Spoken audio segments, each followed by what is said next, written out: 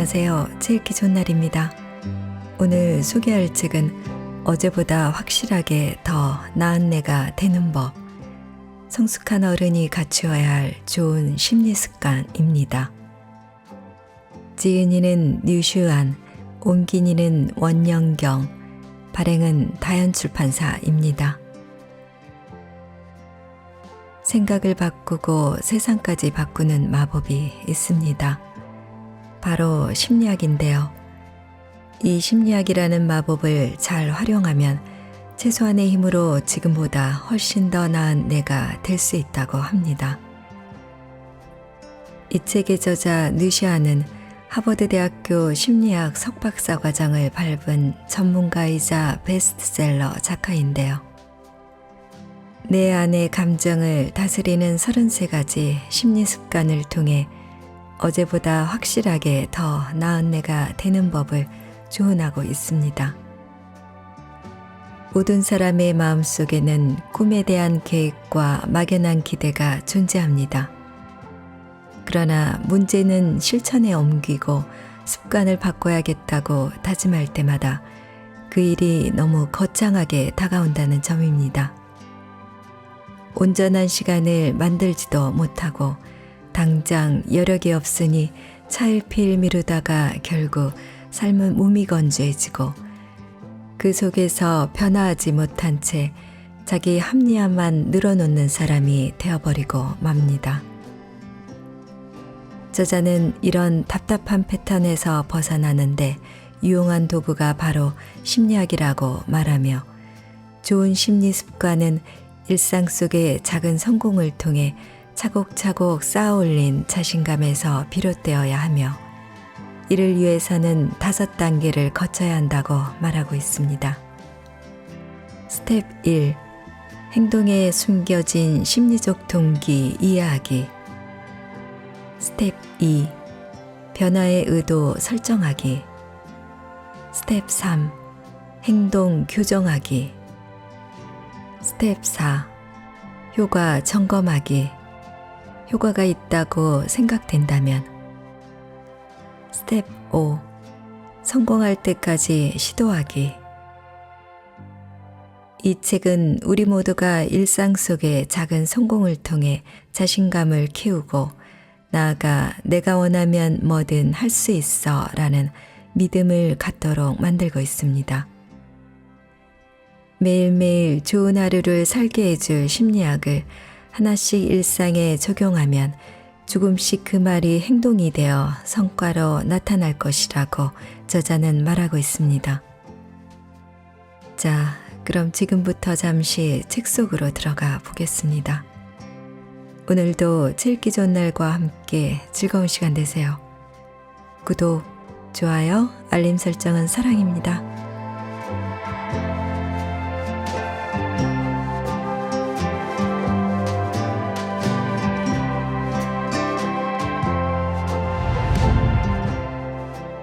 불편한 감정을 억누르지 않아야 내 안의 분노와 평화롭게 공존할 수 있다. 대학 시절 연기 수업을 들은 적이 있다. 당시 우리를 가르쳤던 선생님은 공연계에서 잔뼈 굵은 베테랑 연기자였다. 즉흥 연기며 상황극 수업도 좋았지만 무엇보다 가장 인상 깊었던 건 그녀가 가르쳐준 전혀 다른 2가지 방식의 연기법이었다. 그중 하나는 내면에서 외면으로 감정을 확장하는 연기법으로 우리가 익히 들어왔던 메소드 연기가 그것이다.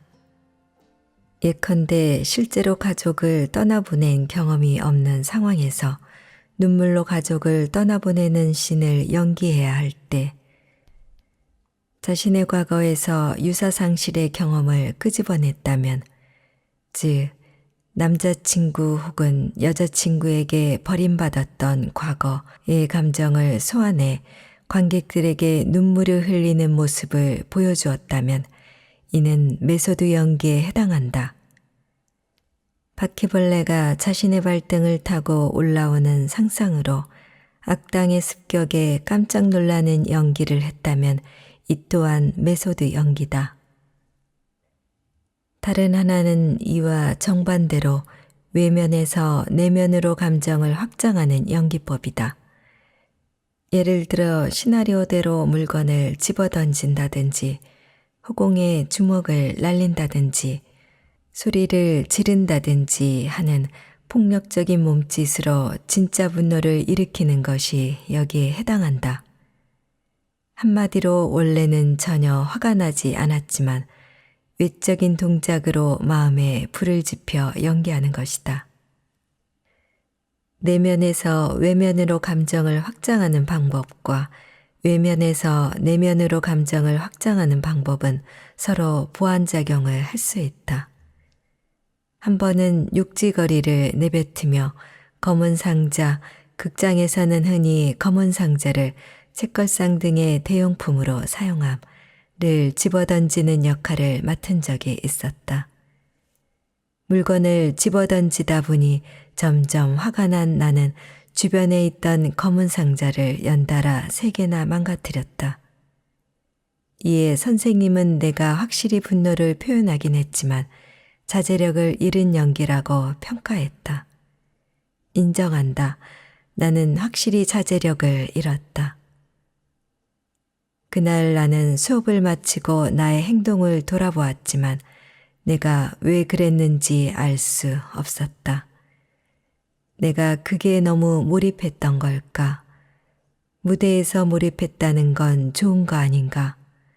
아니면 물건을 집어던지는 그 동작들이 원래 내 마음속에 억눌려 있던 분노를 끌어오르게 한 걸까? 훗날 심리학을 공부하면서 나는 당시의 내 상황을 이해했다. 그리고 발사는 감정을 사귀는 방법이 되지 못할 뿐만 아니라 때로는 내재된 감정을 더 강렬하게 만들기도 한다는 일반적 상식에서 조금은 벗어난 결론을 내릴 수 있었다. 처음엔 그저 외적인 표현에 지나지 않는 감정적 동작도 결국 그에 상응하는 내적 감정을 불러일으키게 된다는 사실을 이 연기 수업, 특히 외면에서 내면으로 감정을 확장하는 연습을 통해 몸소 체험했기 때문이다. 행동과 감정의 상호관계는 일찍이 심리학 분야에서도 주목한 바이다. 이는 100여 년 전 근대 심리학의 창시자라 일컬어지는 미국의 윌리엄 제임스가 남긴 말에서도 알 수 있다. 행복해서 웃는 것이 아니라 웃어서 행복한 것이다 라는 그의 말은 우리가 감정적으로 했던 행동이 감정의 원천이 되기도 한다는 뜻으로 행동과 감정, 감정과 행동이 상호적 관계임을 말해준다. 그러나 이후 행동심리학이 유행하면서 꽤 오랫동안 서양 심리학에서는 인간의 행동이 내면에서 외면으로 확장된 일방적 결과물이라는 생각이 주류를 이루었다. 그리고 이런 배경에서 발산으로 감정을 치유할 수 있다는 개념이 파생되었다. 즉, 분노가 치밀 때 크게 소리를 지르거나 물건을 깨부수는 등 자신의 감정과 일치하는 행동을 하면 감정을 덜어낼 수 있다고 본 것이다. 그러나 문제는 이 방법이 항상 효과적인 게 아니었을 뿐더러 오히려 사람을 더 감정적으로 만들기 일쑤였다는 점이다. 물론 지금의 우리는 알고 있다. 감정을 제어하려면 자신의 감정과 평화롭게 공존해야지 마냥 감정을 억눌러서도 또 마냥 발산하기만 해서도 안 된다는 사실을 말이다. 그런 의미에서 녹색거인 헐크는 매우 좋은 본보기다. 과학자 브루스 배너는 분노라는 감정을 느낄 때마다 헐크로 변신하는 슈퍼 영웅이지만 과거 배너에서 분노는 그저 억눌러야 하는 감정이었다. 헐크로 변신하는 자신을 받아들일 수 없었을 뿐만 아니라 그에게 헐크라는 존재는 분노를 제어하지 못하는 폭주 기관차여 시한폭탄과도 같았기 때문이다. 그러다 보니 그는 한껏 위축될 수밖에 없었고 그렇게 위축된 모습은 그를 더 괴롭히기 좋은 사람으로 만들 뿐이었다. 계속 그렇게 가다가는 언젠가 폭발해 괜한 사람을 잡을지도 모를 일이었다. 다행히 훗날 배너는 자신의 분노를 다루는 법을 배운다. 둘이 공존할 방법을 찾은 거겠지. 다른 영웅이 배너에게 어떻게 냉정을 유지하느냐고 물었을 때 아이언맨 토니 스타크가 배너 대신 한 말인데 의식이 있는 배너라면 헐크를 억누르지 않고 길들였을 것이라는 소리다. 어벤져스에서 외계 생명체에 대항하던 마지막 시가전을 기억하는가? 지금은 화를 내도 좋아 라는 캡틴 아메리카의 말에 배너는 난 항상 화가 나 있거든 이라고 말하며 헐크로 변신한다. 이는 배너가 분노를 지배하고 있을 뿐 그 안에는 항상 헐크가 존재한다는 의미로 분노를 부채질하기만 하면 언제든 폭발적인 힘을 발휘할 수 있다는 뜻이다. 마블 유니버스에 등장하는 빌런 슈퍼 악당들을 상대하려면 분노의 헐크가 필요하다. 그러나 실생활에서 자제력을 잃고 분노를 일상화한다면 애꿎은 물건만 망가지고 인간관계가 틀어질 뿐이다. 그렇다면 치밀어 오르는 화를 효과적으로 가라앉히는 방법은 무엇일까? 어떠한 일에 분노를 느끼면 그 감정을 쉬이 가라앉히지 못하고 그 일들을 곱씹느라 잠과 입맛까지 달아나는가? 혹은 스스로 느끼기에도 분노가 넘쳐 좀처럼 정신을 집중하지 못하는가? 그래서 무례한 말과 폭력적인 행동을 제어하지 못하고 심지어 다른 사람에게 화풀이하며 무고한 사람에게 분노의 화살을 돌리는 일이 잦은가? 그렇다면 당신은 이미 분노 관리에 문제가 있다고 볼 수 있다. 이럴 때는 어떻게 해야 할까? 화가 나면 대뇌 변연계에서 뇌간으로 신호가 전달돼 교감신경을 자극한다. 그 결과 심장박동이 빨라지고 혈류가 증가하며 근육이 긴장되고 아드레날린이 분비되어 온몸이 달아날 준비 혹은 싸울 준비 태세로 돌입하게 된다. 즉, 정말로 싸우거나 달아날 것이 아니라면 어떻게든 이러한 생리적 압박을 덜어내야 한다는 얘기다. 이럴 때 나름의 효과적인 방법이 바로 복식호흡이다. 숨을 깊게 들이쉰 다음 이를 천천히 내뱉는 동작을 반복하다 보면 횡격막 아래에 분포한 미주신경을 자극하게 되는데 이것이 부교감신경에 영향을 주어 흥분된 교감신경을 가라앉히고 심장박동을 원래대로 되돌려 놓기 때문이다. 물론 모든 사람이 단번에 이러한 느낌을 포착할 수 있는 것은 아니다. 그래서 예전에 내 요가 선생님이 가르쳐준 간단한 팁을 공유하자면 일단 누워라. 사람은 누워서 호흡할 때 기본적으로 복식호흡을 하니까 말이다. 화가 잔뜩 났는데 누울 공간이 없다면 긴장과 이완의 기술을 활용해봐도 좋다. 온 힘을 다해 주먹을 꽉 쥐어 그 감각을 느낀 다음 손에 힘을 풀어 이완의 감각을 느껴보는 것이다. 여기에 핵심은 화가 누그러질 때까지 이러한 동작을 반복하는 데 있다. 그러므로 얼굴처럼 신체의 다른 부위를 이용해 긴장과 이완을 반복해도 좋다. 예를 들면 이를 악물고 얼굴을 잔뜩 구겼다가 하품하듯 입을 크게 벌리며 표정을 푸는 식으로 긴장과 이완의 느낌을 오롯이 느끼면 된다. 스스로 상상력이 풍부한 사람이라고 생각한다면 인적 없는 해변, 잔잔하게 바람이 불어오는 그런 곳처럼 마음이 편해지는 곳에 있다는 상상을 해봐도 무방하다. 무엇이 보이고 어떤 소리가 들리는지 또 어떤 냄새가 나는지를 상상해 보는 것이다. 밀가루처럼 부드러운 모래사장을 거니는 느낌은 어떠한가? 바다를 싫어한다면 그럼 아침 이슬이 내려앉은 산이나 숲에 있다고 상상해 보라. 그리고寧정을 되찾을 때까지 그 기분을 온몸으로 느껴라. 마음의 안정을 찾아 이성적인 사고를 할 수 있게 되면 그땐 다시 생각해 볼 차례다. 무슨 일 때문에 그렇게 화가 났지? 그럴 가치가 있는 일이었나? 입장을 바꿔 생각해 보면 어떨까? 그럼 다음에 비슷한 상황이 벌어지더라도 그렇게까지 화가 나지는 않을 것이다. 외면에서 내면으로 감정을 확장하는 연기법이 가짜를 진짜로 만들 수 있다는 사실도 늘 명심해야 한다. 그러니 불난데 기름을 끼얹지 않으려면 불만을 표현하되 과한 행동으로 분노를 표출하지는 말아야 한다. 분노는 결국 몸과 마음을 다치게 할 뿐이다.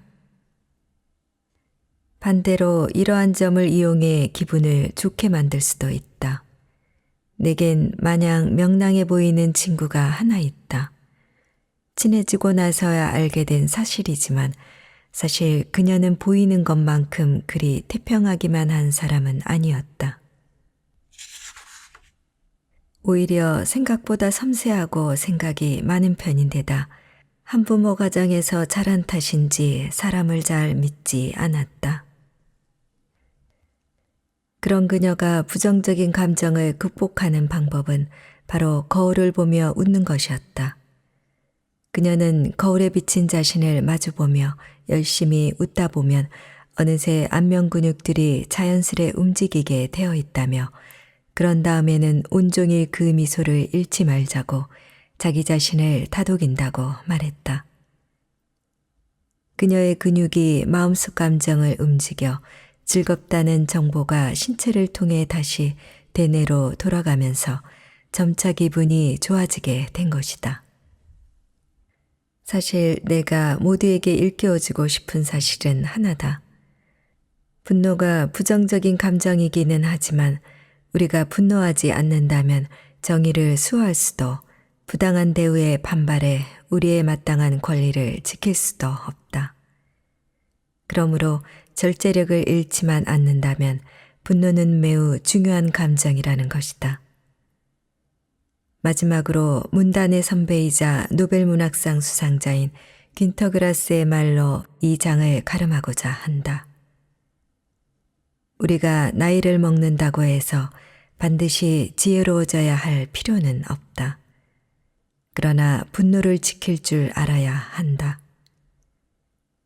굳이 말하지 않아도 알 테지만 여기서 말하는 분노는 남에 대한 분노가 아닌 일종의 자각이요 정의감이다.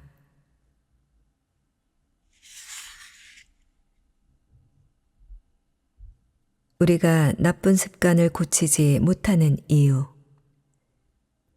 올바른 질문을 해야 올바른 답을 찾을 수 있듯 올바른 방법을 찾아야 고질적인 습관을 바꿀 수 있다.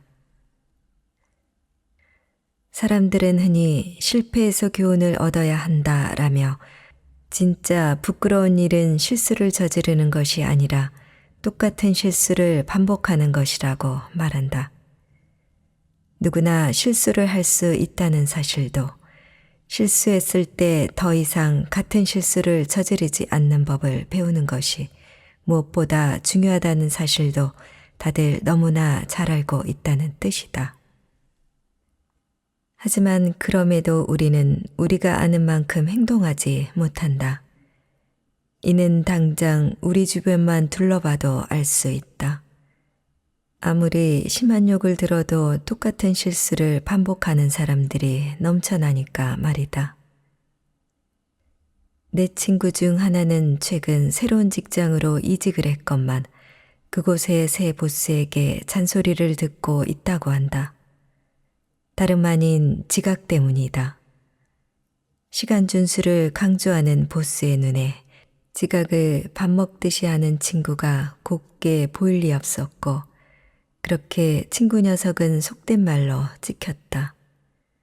그런데 그의 지각병은 어제 오늘 일이 아니었다. 실은 이전 직장에서도 팀장의 암묵적인 지시에 이직하게 된 것인데, 여러 이유 중에도 지각 문제가 절대적이었다.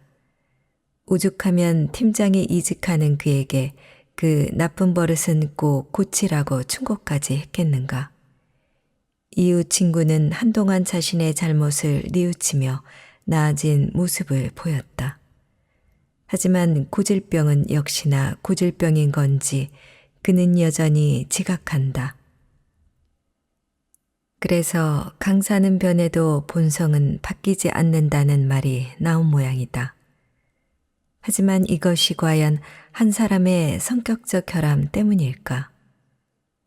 우리는 어려서부터 많은 습관을 들인다.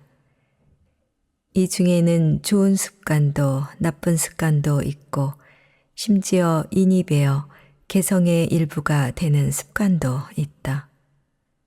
그러나 아무리 습관을 고치기 어렵다 하더라도 난 원래 이래, 난 평생 이 버릇 못 고칠 거야 라는 말은 핑계가 될 수도 없고 또 핑계로 삼아서도 안 된다. 우리에겐 우리만의 독특한 개성을 유지하면서도 바람직하지 못한 행동들을 고쳐나갈 여지가 아직 남아있기 때문이다.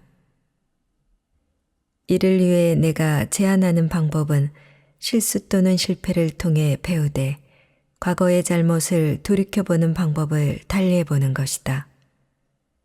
2016년 소비자 심리학 저널에 왜 우리는 항상 똑같은 실수를 저지르는가에 대한 연구 논문이 발표된 적이 있다. 당시 학자들은 여러 실험을 통해 과거에 저지른 잘못을 돌이켜보는 것은 오히려 당시의 이미지를 강화해 똑같은 실수를 저지르는 결과를 낳을 뿐 진정한 반성이 되지 않는다는 사실을 발견했다. 우리는 보통 반성을 할 때 아이쿠, 난 어쩜 이렇게 멍청하담. 이번 일을 교훈 삼아 잊지 말아야지 라고 생각하며 다음에는 절대 이러지 않겠노라 스스로 경각심을 높인다. 하지만 생각을 확장해 다음에 이런 상황이 발생하면 어떻게 해야지라는 예행 연습이 이루어지지 않으면 우리에게 익숙한 시나리오는 변하지 않는다. 그리고 우리의 자제력이 떨어졌을 때 우리는 어김없이 그 익숙한 시나리오대로 행동하고 만다. 머릿속에 실수한 경험을 떠올리는 것만으로는 조심성을 기를 수 없다. 오히려 기분을 상하게 해 자제력을 떨어뜨리고 제멋대로 굴고 싶은 마음을 키울 뿐이다. 담배에 중독된 사람이라면 잘 알 것이다. 담배를 떠올리는 것만으로 담배를 피우고 싶다는 생각이 든다는 사실을 말이다. 물론 담배를 끊을 때도 마찬가지다. 담배 없이 지낼 고통을 생각하면 당장이라도 담배 한 개비를 입에 물어야 할 직성이 풀린다. 이는 많은 사람이 충동 구매 후 집에 돌아와 자신이 구매한 물건을 보며 후회하는 이유이기도 하다. 그리고 다음번 외출 때 사람들은 생각한다. 이번엔 꼭 절제해야지. 또 쇼핑하면 손에 장을 지진다. 하지만 이렇게 저조한 기분으로 일정을 시작해 하루를 꼬박 참다가 결국은 커다랗게 내걸린 세일이라는 현수막에 무너져 내리고 만다. 오늘은 내게 제대로 된 상을 주는 거야 라고 자기 합리화를 하면서 말이다. 생각해보라. 마음이 급할수록 지각하게 되고 기분이 안 좋을 때일수록 충동구매, 복음, 폭식을 하게 되는 것처럼 항상 어떤 충동에 휩싸였을 때 실수나 잘못을 저지르지 않던가. 사실 초조하고 피곤할 때는 이런 근시안적인 행동이 미래의 목표에 어떤 영향을 미칠지 제대로 생각하기가 어렵다. 안 좋은 행동임을 알면서도 물불 가리지 않는 이유는 그 행동을 하는 당장은 불편한 감정에서 벗어날 수 있기 때문이다. 그렇다면 실패에서 진짜 교훈을 얻으려면 어떻게 생각을 확장해야 할까? 심리학자들은 같은 실수를 되풀이하지 않으려면 실수를 저지르는 과정을 되짚을 것이 아니라 앞으로 이 실수를 어떻게 바로잡을 것인지를 생각해야 한다고 말한다. 지각을 예로 들면 승진과 같이 자신이 업무적으로 기대한 바를 생각해 시간을 준수하는 습관을 들이는 것이다. 또한 지각의 원인을 찾을 필요가 있다. 출근길이 너무 멀어서라면 시간을 단축할 방법을 생각해보고 밤에 잠을 제대로 자지 못해서라면 숙면을 위한 방법을 고민해봐야 한다. 무슨 옷을 입을까 고민을 하다 항상 지각하는 것이라면 전날 밤 미리 옷을 골라두는 것도 한 방법이다. 그리고 이런 과정들이 습관이 될 때까지 계속 연습하는 것이다. 항상 충동 구매를 하는 문제도 마찬가지다. 나는 왜 항상 충동 구매를 하는 걸까? 어쩜 이렇게 계획성이 없을 수 있지? 라는 생각 대신 내 돈을 어떻게 규모 있게 쓸 것인가를 생각해야 한다. 예컨대 집을 리모델링 한다든지 해외여행을 떠난다든지 그동안 배우고 싶었던 수업을 등록한다든지 다음 달이나 내년에 계획했던 일이 없는지 생각해 보는 것이다. 하고 싶었던 일들이 있다면 앞으로 그 일에 얼만큼의 자금이 필요한지 어떻게 준비할지를 생각할 차례다. 수중에 현금과 신용카드를 되도록 집에 두고 다니거나 아예 믿을 만한 사람에게 맡기는 것도 한 방법이다. 그리고 물건을 사기 전에는 앞으로의 계획을 생각하며 자신을 격려해보자. 이렇게 하면 건설적으로 자신에게 경종을 울릴 수 있다. 이런 영어 속담이 있다. 같은 행동을 반복하면서 다른 결과를 기대하는 것은 미친 짓이다. 아인슈타인의 말이라고 알려진 이 속담은 사실 출처 이상으로 밝혀졌는데 누가 말했느냐보다 중요한 것은 이 말에 담긴 뜻이다. 줄곧 똑같은 생각으로 자신을 다그쳐도 나쁜 습관을 고칠 수 없다면 생각을 바꿔야 한다. 올바른 질문을 해야 올바른 답을 찾을 수 있듯 올바른 방법을 찾아야 고질적인 습관을 바꿀 수 있는 법이다. 실수는 멈추고 미래를 계획하는 일부터 시작해보자.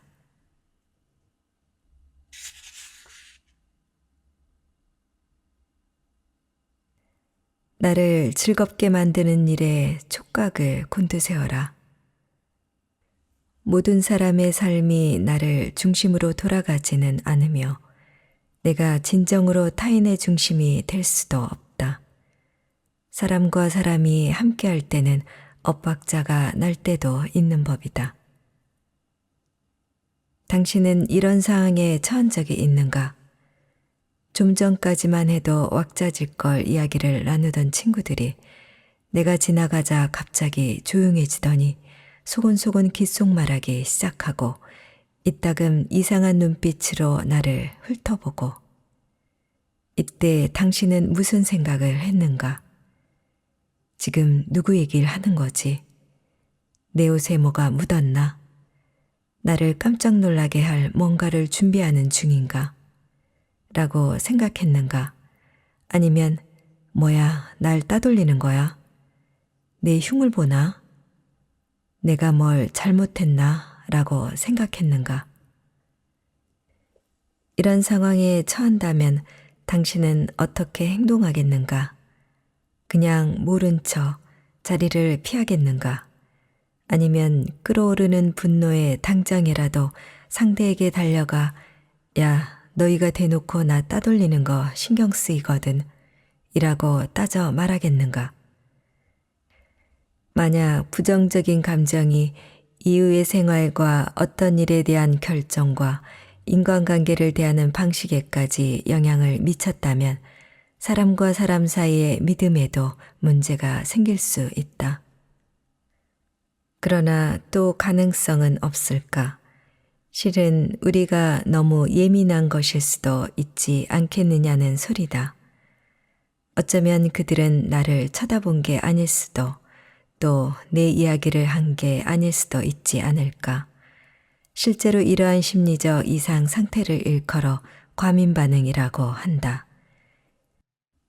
대인관계에 대한 과민 반응이 있는 사람은 사람과 사건, 사물에 대해 특히 예민하다. 그들은 세심하고 눈치 빠른 사람으로 비치기도 하지만 때로는 너무 예민한 나머지 대인관계에서 발생하는 여러 신호를 오판하기도 한다.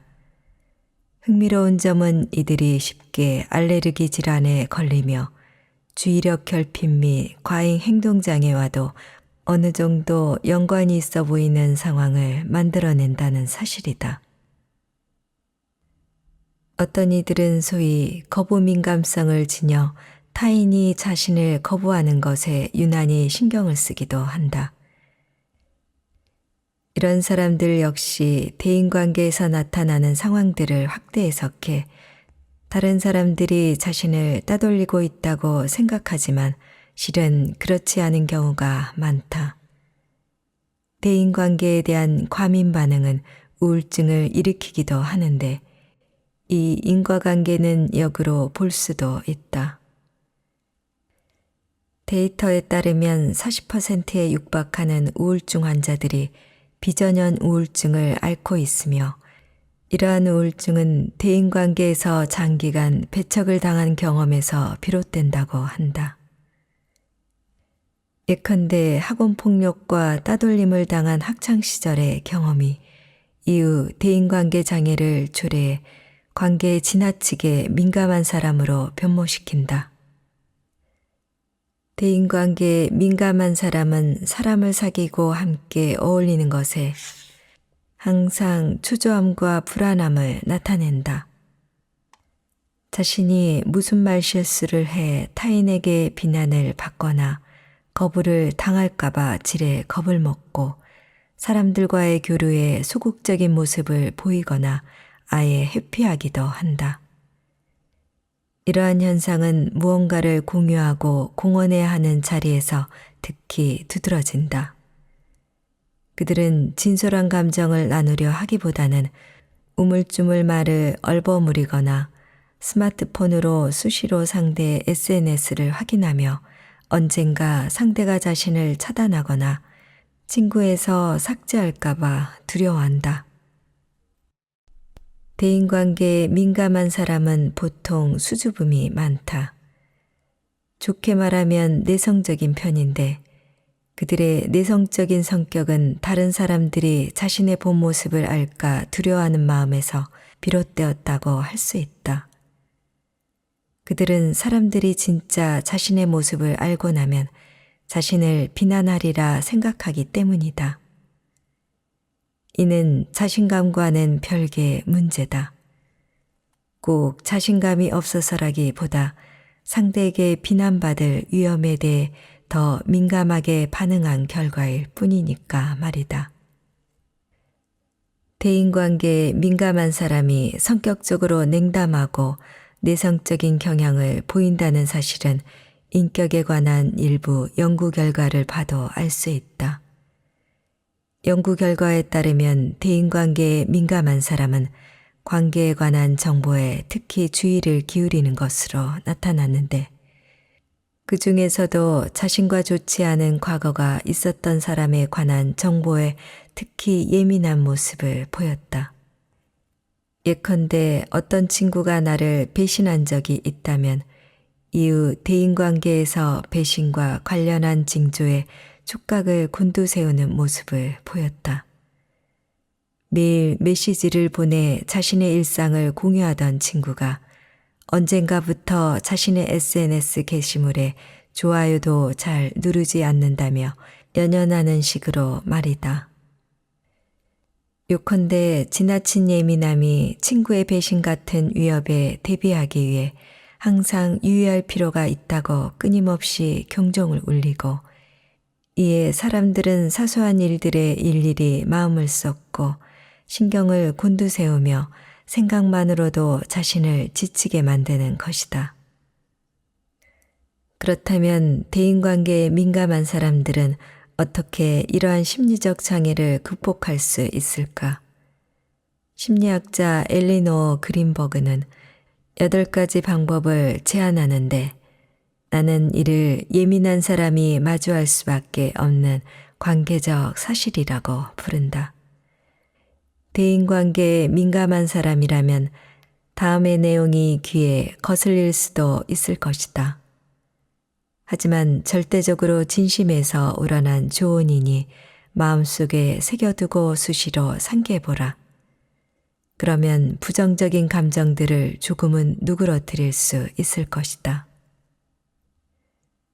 첫째, 다른 사람과 이야기를 나누기에 앞서 먼저 자기 자신에게 용기를 불어넣으며 너는 멋져, 다른 사람들이 충분히 좋아할 만한 사람이야 라고 끊임없이 자신을 상기시켜라. 그러면 이야기를 나누게 되었을 때 부끄러움과 긴장감이 한결 덜해질 것이다. 둘째, 다른 사람과 이야기를 나누는 것이 두려운 이유는 타인의 생각을 지나치게 신경 쓰기 때문이다. 그러니 내 주변에 있는 모든 사람, 아는 사람이든 모르는 사람이든 친한 사람이든 친하지 않은 사람이든 말 한마디, 눈빛 하나에 일희일비하며 사는 건 너무 피곤한 일이 아닌지 스스로 자문해보라. 사실 우리는 다른 사람들의 생각에 일일이 신경을 쓰며 살아갈 필요가 없다. 셋째, 다른 건 몰라도 다른 사람의 행동이나 말에는 신경을 끌 수 없는 사람들이 있을 것이다. 하지만 다른 사람의 행동이나 말이 당신을 향한 것이라고 어떻게 장담할 수 있겠는가? 어쩌면 그는 당신을 봐서가 아니라 햇빛에 눈이 부셔서 잠깐 눈을 찌푸렸을 수도 있고, 또 어쩌면 그가 원래 직선적인 사람이라 누구에게나 그렇게 행동할지도 모를 일이다. 상황은 당신이 생각하는 것과 정반대일지 모르니 쓸데없이 상상의 나래를 펼칠 필요는 없다. 넷째, 말실수로 지적을 받았더라도 이를 확대 해석하지 말라. 솔직히 사람과 사람 사이의 관계에서 비판을 받거나 무시를 당하는 일은 비일비재하다. 때로는 별 생각 없이, 또 때로는 당신을 위해서 그러기도 한다. 상대가 보여준 행동의 배후에는 선의가 깔려 있을지도 모를 일이다. 다섯째, 어쩌면 당신의 추측대로 상대가 정말 고의로 당신을 괴롭히고 공격하고 있을지도 모른다. 하지만 당신이 알아야 할 것이 있다. 모든 사람의 삶이 나를 중심으로 돌아가지 않으며 내가 진정으로 타인의 중심이 될 수도 없다는 사실이다. 사람과 사람이 함께할 때는 엇박자가 날 수도 있는 법이다. 여섯째, 대개 사람들은 당신이 아닌 어떤 일을 겨냥하고 있을 가능성이 크다.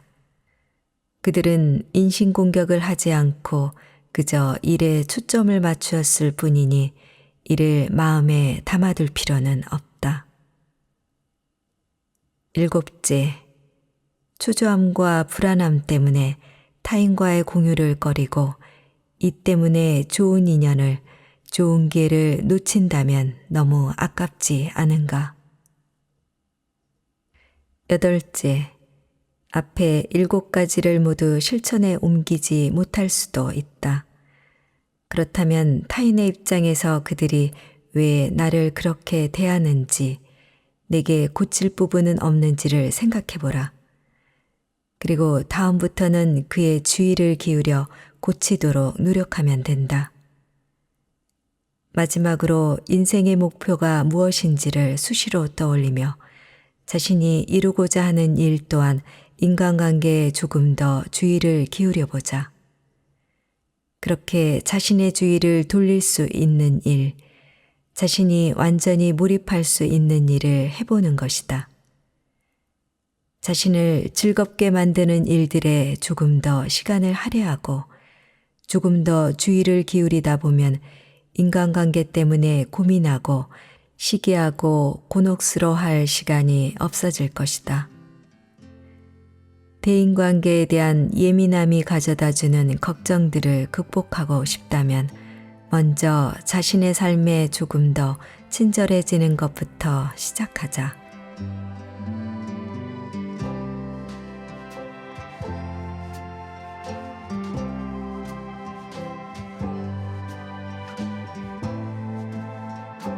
책 읽기 좋은 날 오늘은 성숙한 어른이 갖추어야 할 좋은 심리 습관을 보내드렸습니다. 끝까지 함께 해주셔서 감사합니다.